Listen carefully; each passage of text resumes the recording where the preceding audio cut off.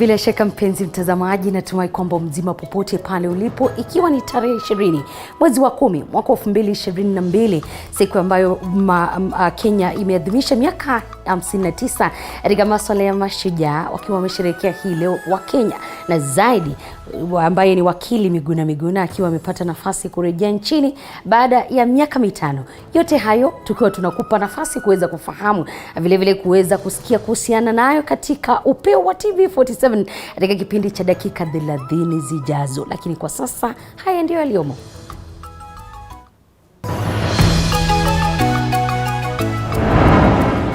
Rais William Ruto ahidi kufanikisha uwezo wa Kenya kupata mikopo kama njia mojawapo ya kujiinua kiuchumi. Safaricom, and I want to thank them, and their financial partners have brought down the cost of Fuliza by reducing interest rates by 50%. Rais Ruto atoa ahadi chungu nzima, ikiwa ni pamoja na mabwawa 100 na mbolea ya bei rahisi kwa Wakenya. We have also made arrangements to make another 6 million bags of various types of fertilizer available for the long rain season.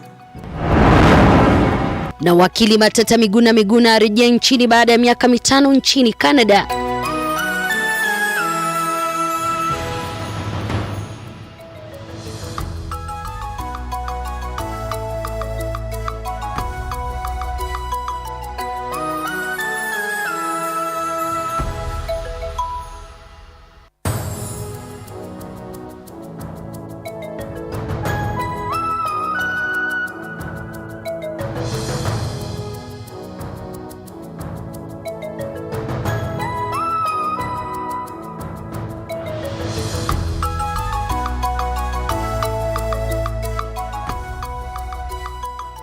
Na kukaribisha popote pale ulipo, mimi nafahamika kama Elizabeth Mutuko.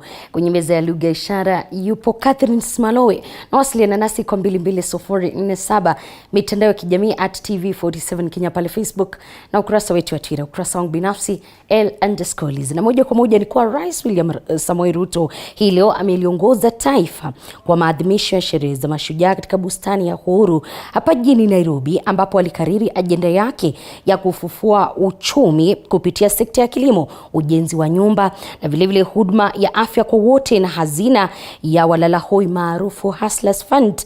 Katika hafla ambayo ilisusiwa na upinzani, Rais Ruto aliwaahidi wakulima kwa mifuko milioni 6 na mbolea ambayo itakuwa tayari kabla ya mwezi Aprili mwaka ujao, miongoni mwa mbinu zingine muhimu za kuzalisha uchumi. Apollo Kamau anatufungulia Upeo wa TV47.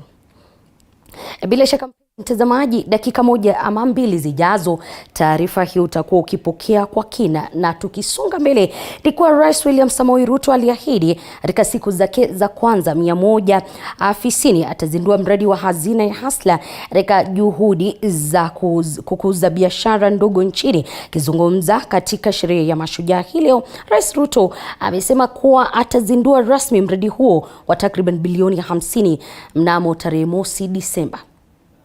We have made several interventions to make credit accessible.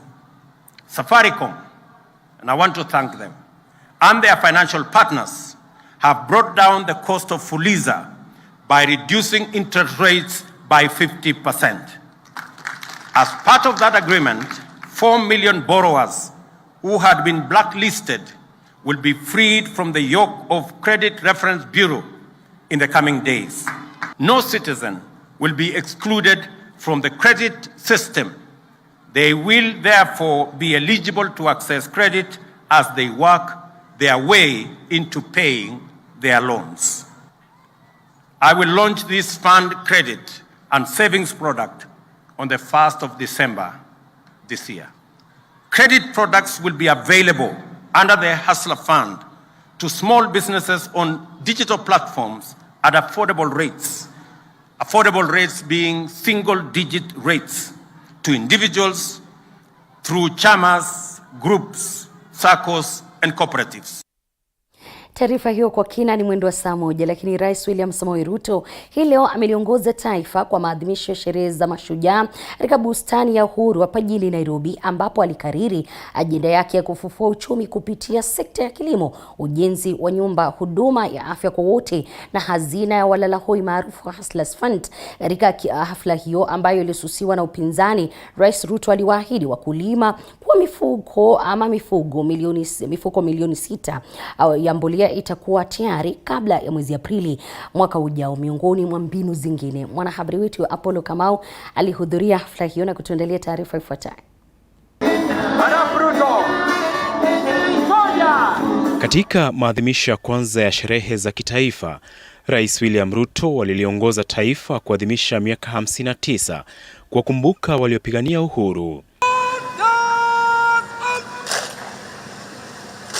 Sherehe hizo zilizosusiwa na upinzani katika bustani ya Uhuru hapa Nairobi zilimpatia rais nafasi mwafaka ya kutoa ajenda ya kuunganisha Wakenya na kuzalisha uchumi, akilenga sekta ya kilimo na kuahidi wakulima mbegu na kuwa watapata mifuko milioni 6 ya mbolea kabla ya mwezi Aprili mwaka ujao. Agriculture as the lead sector to the economic transformation of our country is the place to start, owing to its potential for high and quick returns on investment.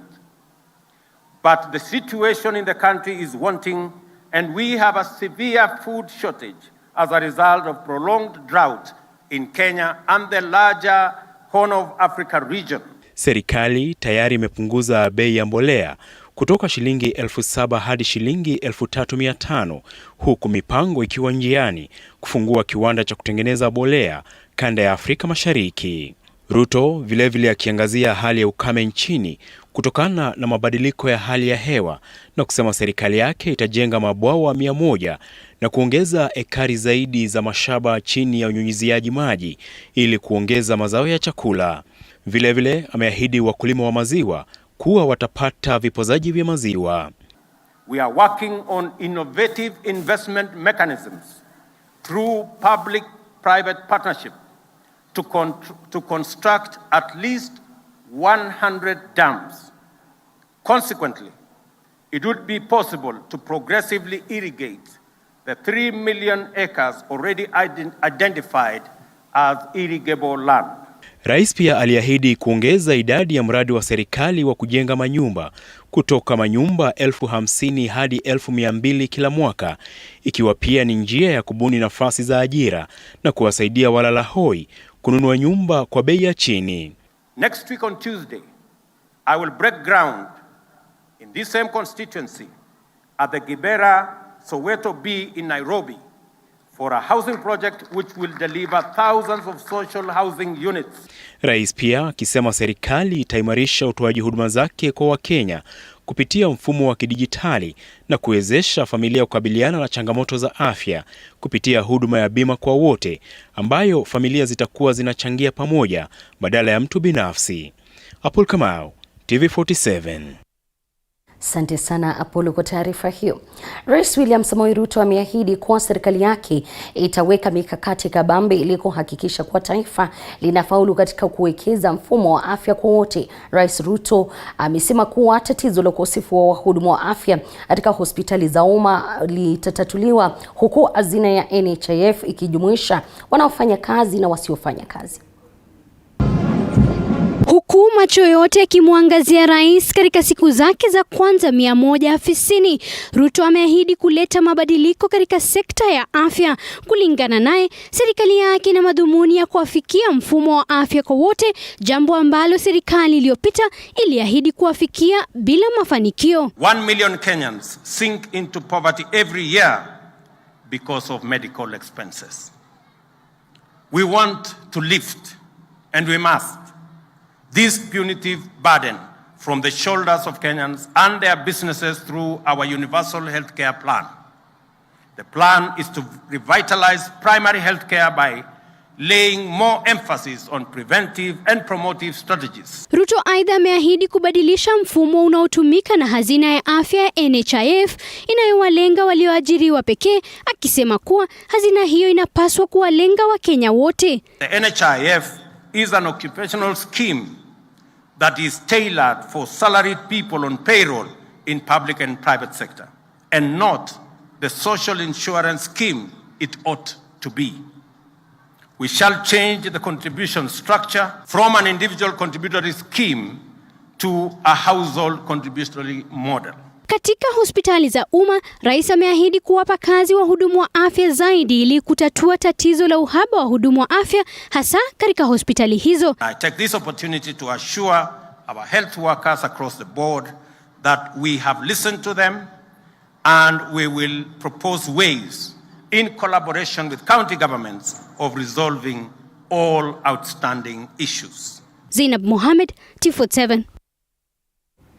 Namna Kenya imeadhimisha sherehe za mashujaa hii leo. Mashujaa 200 pekee na 30 ndio wametambuliwa na serikali. Changamoto kubwa ambayo imekuwepo katika mchakato huo wa kuwakumbuka mashujaa ikiwa ukosefu wa njia mwafaka ya kuwatambua mashujaa hao. Paul Kirubi na mengi zaidi.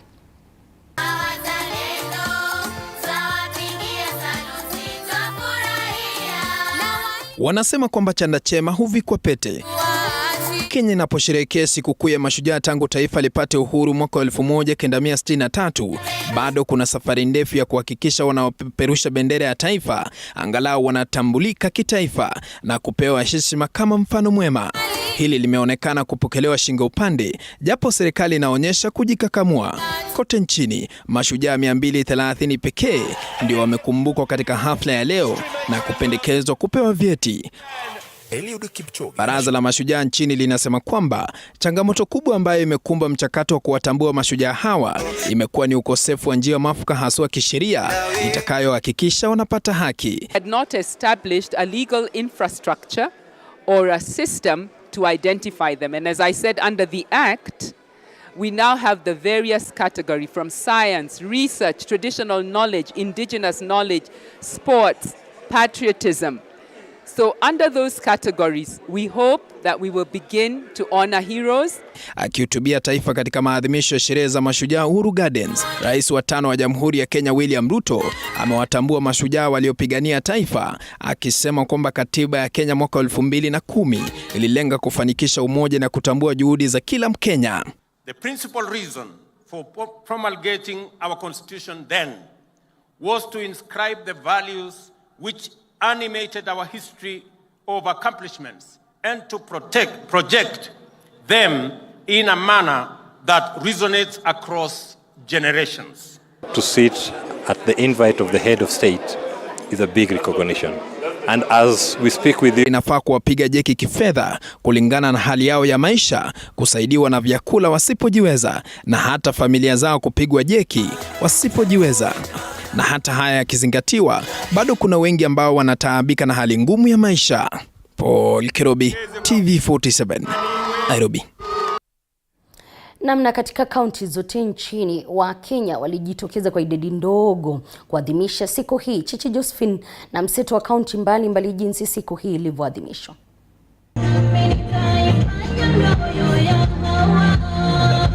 Wakazi wa Nakuru walijitokeza katika uga wa railways ambako shughuli hiyo ilifanyika, huku kamishna wa kaunti hiyo akiahidi usalama dhabiti kwa wakazi pamoja na kuwarai kufanya kampeni za uhamasishaji wa utoaji chanjo ya COVID-19 hasa miongoni mwa wazee. Tutahakikisha kwamba kuna usalama ya kutosha. Na tumefanya mapping sehemu zote, tunajua wapi na wapi inasatokea matatizo. Na hiyo itakuwa ni jukumu letu. Katika kaunti ya Baringo ambako sherehe hizo ziliendelea, viongozi wakiongozwa na gavana Benjamin Cheboi wamerai serikali kusajiliwa kwa eneo la Tiati kama eneo la hatari. Pande ya Tiati ndio tuko na hiyo changamoto ya sasa watu wetu wa Baringo kuenda kusumbua Turkana, maybe kukua conflict na watu wa Elgeyo Marakwet ama Samburu ama Laikipia. Kwingineko, kamishna wa kaunti ya Kiambu Joshua Nkadha aliibua wasiwasi wake juu ya mzozo wa kifamilia unaozidi kushika kasi, ambapo katika muda wa miezi miwili iliyopita watu 17 wameuawa kutokana na vurugu hizo. Tunaambia familia, kwa sababu tumesikia kuna mzee mwingine alimaliza bibi yake njano huko pande Sakatondo North. Vita ama mauaji haisuluhishi chochote. Gavana wa Bomet Profesa Hilary Barchok aliungana na wakaazi wa kaunti hiyo katika sherehe za mashujaa, ambako aliwahimiza wakulima wa Bomet kujisajili katika vyama vya ushirika maarufu SACCOs kabla ya uzinduzi wa hazina ya Hustler Fund na Rais William Ruto mnamo Disemba katika azma ya kujenga uchumi. I encourage our farmers and young people to register themselves in cooperatives and SACCOs ahead of the launch of the Hustler Fund by His Excellency the President somewhere in December. Kwingineko katika kaunti ya Elgeyo Marakwet, sherehe zilinoga huku viongozi wakitaka serikali kubuni mikakati ya kupambana na wizi wa mifugo, swala ambalo limesababisha utovu wa usalama katika eneo hilo. Na nimeambia county commissioner na county commander, mimi kama governor pia, in the next 1 or 2 weeks, 3 weeks, tunaenda kutest drone huko chini tuone kama inafanya kazi. Na kama inafanya kazi, kuisha maneno ya wakora. Naye gavana wa Mombasa Abdul Swamad Nasser akizungumza wakati wa maadhimisho ya mashujaa katika bustani la Mama Ngina jijini Mombasa, alisema kwamba wiki ijayo atafanya kikao cha dharura na washikadau kujadili kuhusu namna ya kuimarisha usalama katika kaunti hiyo. I will make arrangements to facilitate siku ya Ijumaa tuweze kupanga mikakati ya usalama wa kaunti ya Mombasa. Kamishna wa kaunti ya Kisumu Josephine Ouko akizungumza wakati wa kuadhimisha siku ya mashujaa aliapa kukabiliana vikali na vikundi vya wezi ambavyo vimekuwa vikiwahangaisha wakazi wa Kisumu kwa muda sasa.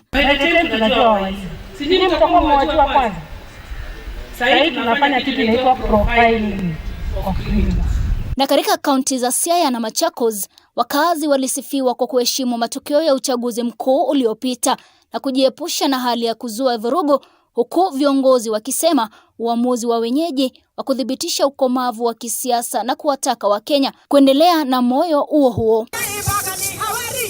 Chichi Josephine, Runinga TV 47. Asante sana Chichi kwa taarifa hiyo. Na hatimaye wakili Matata Miguna aliyekuwa uhamishoni aliwasili nchini mapema hii leo baada ya kiu cha muda wa miaka 5 cha kutangamana na Wakenya sawia na familia yake. Miguna Alhamisi mnamo Machi mwaka 2018 baada ya kumwapisha kinara wa muungano wa NASA kipindi hicho Raila Odinga kama rais wa taifa hili ama kama rais wa wananchi. Lakini kwa sasa tunapokea taarifa hiyo zaidi kutoka kwake mwanahabari wetu Mike Kagongo. I must extend my gratitude to Kenyans that voted overwhelmingly for the Kenya Kwanza government, because that is central for me. Without this administration, I would not be back home. I am thanking His Excellency the President, the Deputy President and his administration, and everybody else who has worked tirelessly to make sure that my rights are protected and the rights of every other Kenyan. What has happened to me should never have happened to anyone else. A Kenyan-born citizen cannot be discarded, removed forcefully from the country, and banished in a foreign land. The legal redress was already sought, and I already have a lot of court orders. And of course, justice, without justice, you cannot have peace and reconciliation. So we must have at the cornerstone of everything justice. Bila shaka ni wakati wa kuchukua mapumziko kidogo. Mwelekezi wangu alikuwa ananiambia finally Miguna has boarded na yupo hapa nasi, na mwendo wa saa 3 kamili utakuwa ukisikia hayo na mengi zaidi kutoka kwa mwanahabari wetu Mike Kagongo. Lakini kwa sasa nipokee kikombe cha maji.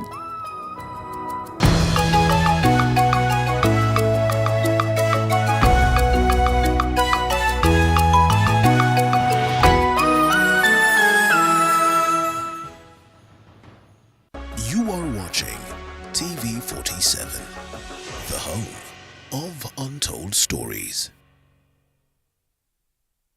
Things come in small packages. Kwa hivyo, usiwatch tu, shika inayokufaa. Bring it to life like YouTube Shorts with Safaricom. Kuwa ndani ya game, piga hiyo story. Shorter is now better na YouTube Shorts. Njia mpya ya kuenjoy music, comedy, sports, trends and more in short. Dandia trend. Imba ngoma yako. Shorter is better when you are go-getter and you look too cool. You don't need no sweater. Bambika na shots kila siku. Check stories za kila kitu. Sika 1GB na 10 bob. Dial star 544#. Now you can watch and create YouTube Shorts videos on Kenya's fastest and most reliable network.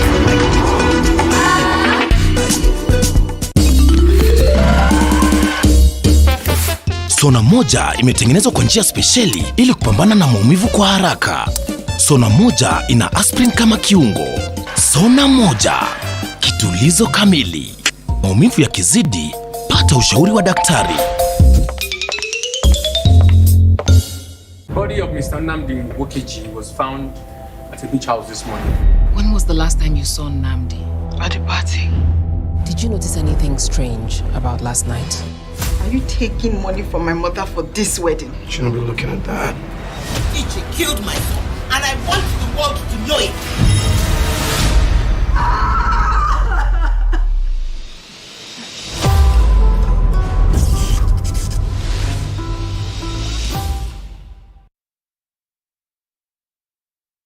You are watching TV47, the home of untold stories.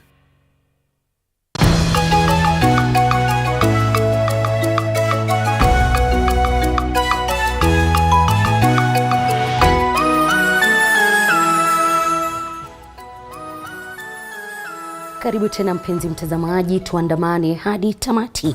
Na Wizara ya Afya imetoa wito wa tahadhari kwa serikali za kaunti baada ya visa 61 vya maradhi ya kipindupindu kuripotiwa katika kaunti 6 humu nchini. Kama anavyotuarifu mwanahabari wetu wa masuala ya afya Elizabeth Atieno, ni kwa wizara hiyo sasa imeibua wasiwasi kwa huenda ugonjwa huu utasambaa kutokana na hali ya ukame inayozidi kushuhudiwa nchini.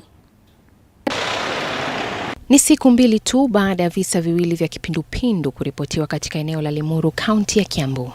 Na sasa idadi ya wanaougua maradhi ya kipindupindu imeongezeka na kufikia 61 huku watu 13 wakilazwa hospitalini. Kaunti ya Kiambu inaongoza baada ya kuripoti visa 31 ikifuatwa na kaunti ya Nairobi iliyoripoti visa 17. Kaunti ya Uasin Gishu imenakili visa 4 huku kaunti za Kajiado na Nakuru zikiripoti visa 2.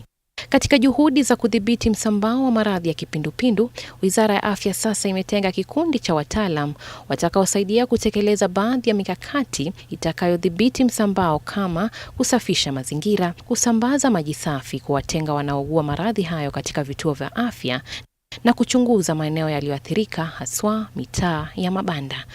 Ugonjwa wa kipindupindu ni maradhi hatari yanayosababishwa na bakteria inayopatikana katika chakula ama maji chafu.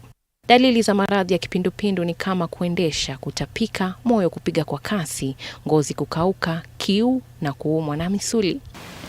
Utafiti umebaini kuwa 75% ya watu wanaougua maradhi ya kipindupindu hawana dalili zozote, huku 20% wakiwa na dalili hatari na hata wakati mwingine kusababisha kifo.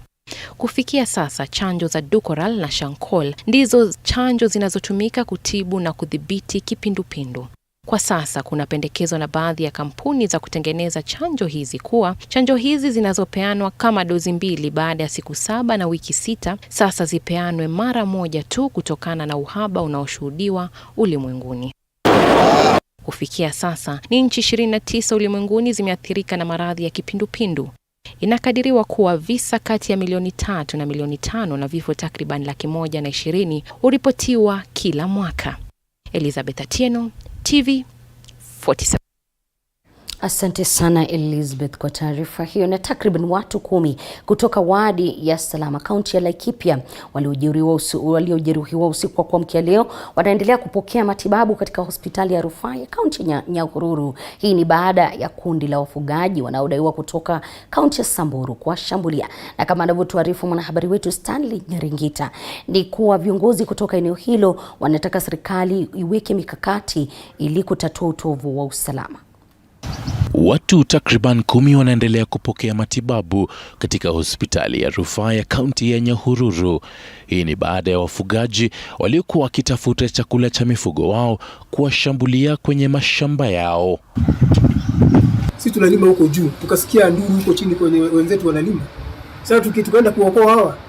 Maana mwezi kubali wale wako chini wanaumia na nyinyi kwa upande juu. Tukaenda kuokoa, kuangalia ni nini ni wafugaji. wakuji polepole utuulize shida ni nini. Tumekuja tuulize ng'ombe kwa mashamba. Sasa hivi tunataka kuzuia watu kukuta wamepigwa, wamefanywa nini? Sisi tumewakilisha kwa hospitali sasa. Pia kuna wenzangu tena wengi sana. Kwanza wazazi wetu wamekuwa wakipigwa. Sasa sisi kama vijana tumeingilia hiyo nini? Ndio sasa tuokoe wazazi wetu. Kama mimi nilikuwa naokoa mzazi wa mtu, nikaumia hapo. Ndio mzazi anapigwa na vijana wadogo wanakuja huko kuchuka hivi kwa sababu yani. Wako na silaha, wako na malungu tu na mapanga tu, hiyo ndio tu wako nayo.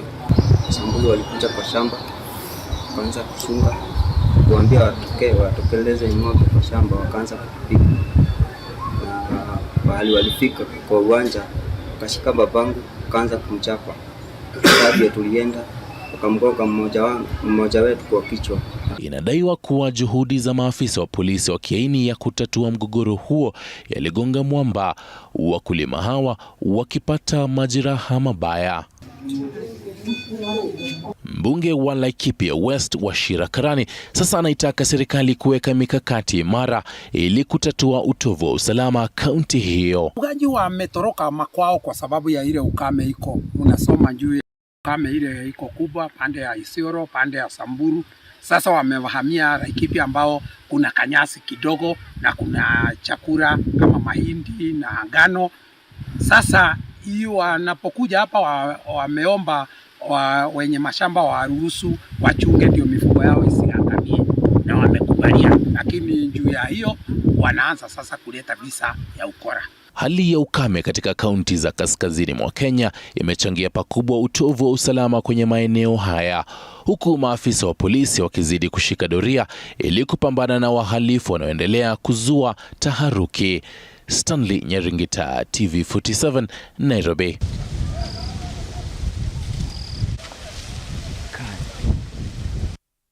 Namna wazazi na walimu kutoka shule zilizopo mpakani wa Meru na Isiolo wamelilia wahisani kujitokeza na kuwakwamua na hali ya ukame na njaa inayoshuhudiwa kwa sasa na kutishia kulemaza masomo. John Javar Kiania kutoka kaunti ya Meru na mengi zaidi.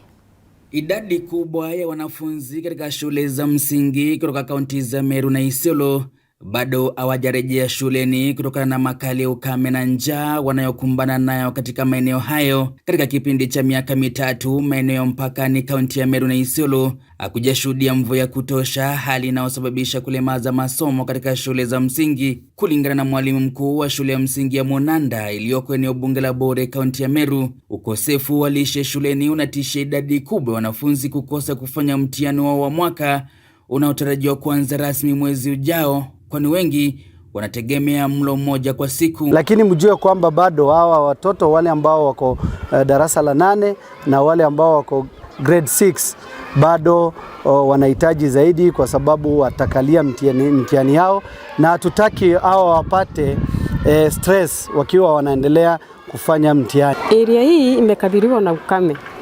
Mkiangalia hakuna mvua kwa miaka 3 hivi. Sasa wale wanaleta msaada hapa, Mungu awabariki. Na sisi kama wasasi tunafurahia hiyo, sababu tukiitishwa chakula hatuwezi nunua ya kula nyumbani na kuleta shule. Wazazi tuliozungumza nao wametuarifu kwamba wanategemea sana mpango wa chakula shuleni ili kulisha wanao, kwani hata nyumbani chakula cha kila siku ni nadra. Baadhi ya wazazi hapa hivi ni pastoralists, ni wafugaji. So unapata wa mzazi mtukaa baba hivi anaenda kuchunga ng'ombe, anaenda malishoni nyuma ya mlima huko. So mwanafunzi pia akitoka hapa akienda katika lunch hivi anapata hakuna mtu wako nyumbani. Rudi nyumbani hapati kitu. Anashinda tu njaa, mamake naye ameenda kutafuta tena.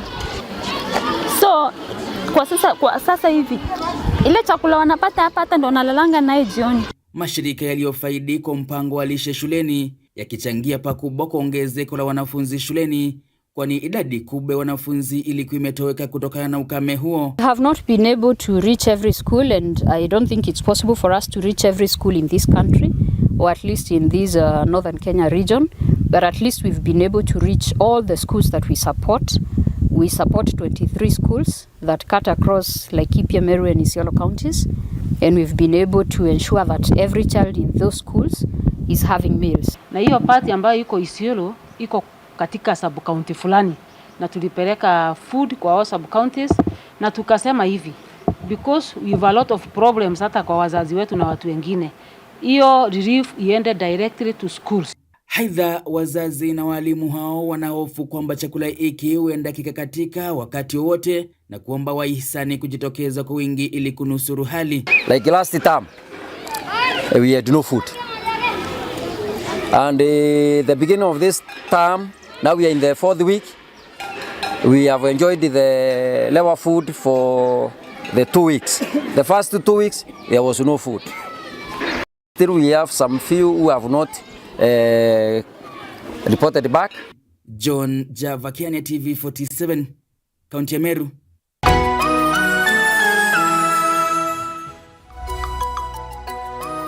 Michezoni ilikuwa hii leo ikiwa ni siku ya maadhimisho ya mashujaa nchini. Mashabiki wa timu za Uingereza, Manchester United na Arsenal katika kaunti ya Bungoma wamesherehekea kwa njia ya kipekee kwa kujitokeza kuchangisha damu kama njia mojawapo ya kuwafaa waliolazwa hospitalini kwa magonjwa tofauti. Mwanahabari wetu Wanji Sostin na mengi zaidi. Wananchi katika kaunti ya Bungoma wakiongozwa na gavana Kenneth Lusaka walikusanyika katika uwanja wa Posta mjini Bungoma kuadhimisha siku muhimu ya mashujaa. Vijana ambao ni wapenzi wa soka nchini Uingereza wakiongozwa na mashabiki wa Manchester United na Arsenal wakijitokeza kuchangisha damu kama njia mojawapo ya kuadhimisha siku hiyo kwa kuchangisha damu kuokoa maisha. Tumesema it is good to save life. And to save life, tunaona damu inahitajika nyingi sana kwa nchi. Tukiangalia kuna maajali mingi, kuna watu wengine ambao ni wagonjwa ambao wanahitaji damu. Wamewataka wananchi kujitolea kuwa kielelezo katika uchangishaji wa damu ili kuwagusa walioathirika katika ajali na kina mama wajawazito. Being a shujaa, tunatoa wito kwa watu waweze kuja kutoa damu na kuweza kusaidia pale hospitalini. Daktari msimamizi katika kituo cha damu kaunti ya Bungoma, Moses Watea, akidokeza kuwa kumekuwa na uhaba wa damu nchini na angalau mgonjwa mmoja huhitaji damu baada ya sekunde moja. Wagonjwa ambao wana upungufu wa damu, kwa kimombo sickle cell patients, ambao wanaweza consume 30% of our collection kwa mwezi. Katika hotuba yake akihutubia wakazi, gavana wa Bungoma Kenneth Lusaka ameahidi kuwa katika uongozi wake atahakikisha anaboresha huduma za afya kaunti hiyo. We will upgrade the referral hospital to become a fully fledged and well-resourced level 5 facility. My administration is also committed to ensuring that our health workers are properly resourced and well remunerated. Wanji Sostin, TV47, Bungoma. Bila shaka taarifa hiyo ya Wanji Sostin hapo ndio nafungia upeo wa TV.